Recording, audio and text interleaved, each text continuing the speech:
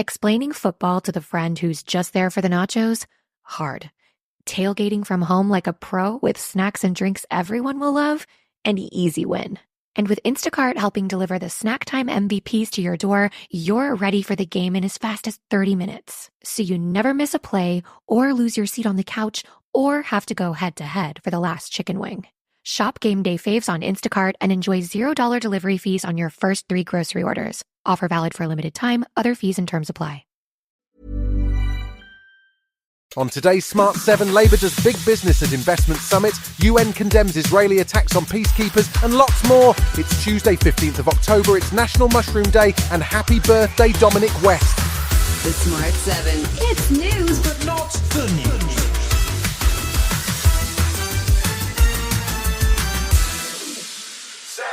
Monday saw Labour roll out the red carpet for big business as it hosted an international investment summit aimed at driving the UK's economy into higher gear.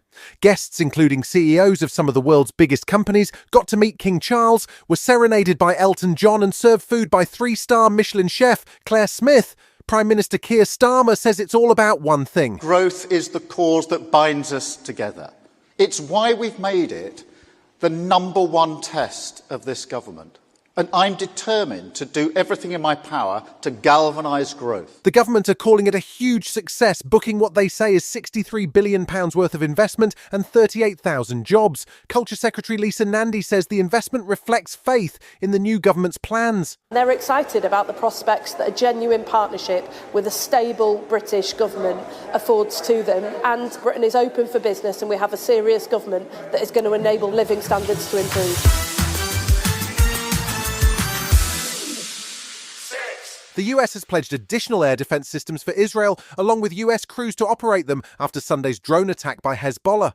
The attack on an airbase killed 4 IDF soldiers and wounded dozens more, and reflects a change in Hezbollah's strategy for missile and drone attacks. Meanwhile, Israel has continued to strike targets in Lebanon and Gaza, killing at least 21 people on Monday after they hit an apartment building in Northern Lebanon. Israel has been continuing to pressure the UN to remove its UNIFIL peacekeeping force from Lebanon as tensions continue to rise. Eilon Levy, a former spokesperson for the Israeli president, says UNIFIL have failed in their mission. They allowed Hezbollah to build a mighty terrorist army with 200,000 missiles and then started using them at the behest of Iran. And so Israel now finds itself, after a year of already being attacked by Hezbollah, saying, look, if the world isn't going to stop Hezbollah, no one else is going to do it but us. A joint statement from Italy, France, Germany and the UK on Monday condemned the attacks on the peacekeepers and warned that Israel is in breach of international law. Irish Deputy PM and Minister for Foreign Affairs Micheál Martin says it's a serious issue and that Israel appears to want to drive the eyes and ears out of South Lebanon. Israel is essentially now undermining the United Nations, and it needs to step back, and the international community need to be very clear about the primacy of the international rules-based order. The United Nations is at the heart of that, and it is very, very concerning.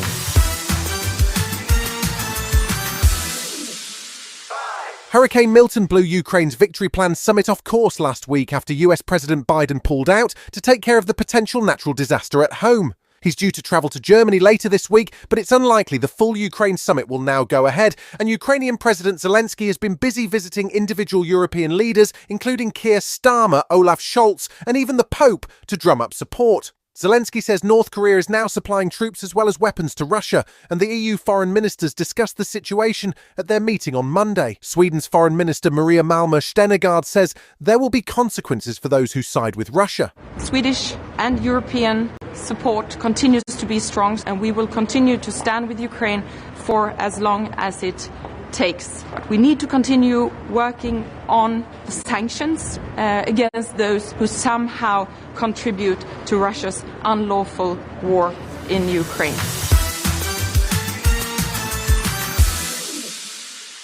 It's exactly 3 weeks until Americans go to the polls, with a fairly stark choice between former president and convicted felon Donald Trump or America's first female president Kamala Harris. The polls have shown Kamala with a small but consistent lead, but as the day gets closer, there's been more focus on battleground states where things appear much closer. The winner will be whoever gets 270 votes in the Electoral College, and both candidates are going all out in the final weeks to make as much impact as they can. Harris is due to sit down with Fox News this week for an interview, and she released her medical records over the weekend while challenging Trump to do the same.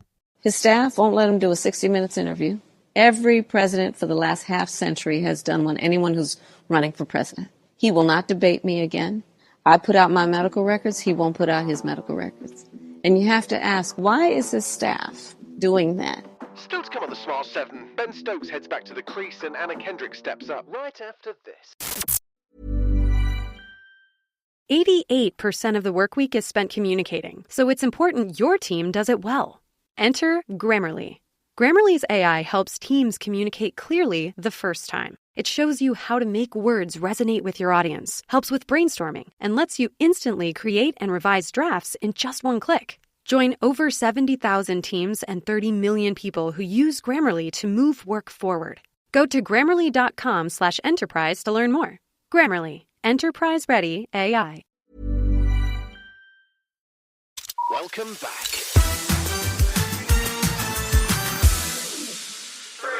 This week sees more Nations League action, with Wales beating Montenegro 1-0 on Monday night, while Northern Ireland and Scotland play on Tuesday.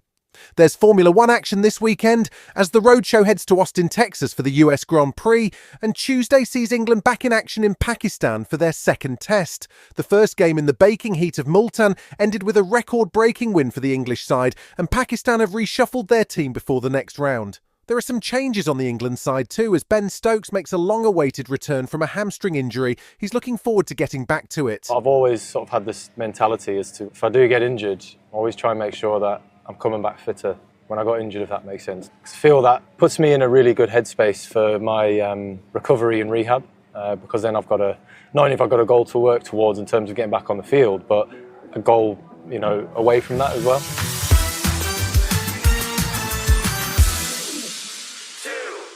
Anna Kendrick has been getting rave reviews for her work as a first-time director. She took the reins for the creepy true life story of a serial killer who ended up on a TV dating show. It's called Woman of the Hour, and Anna also stars in the movie, which critics have called absorbing and disturbing. She's probably best known as an actress in the Twilight series and the Pitch Perfect movies, and she told Kelly Clarkson, "It's hard to believe that she's now behind the camera." There was like a day that I was driving a set and, everything was going wrong, because everything's always going wrong. And I was listening to like Weezer, and it took me back to high school. Yes. And I was like, oh my God, 15-year-old me wouldn't even believe this is happening. Yeah.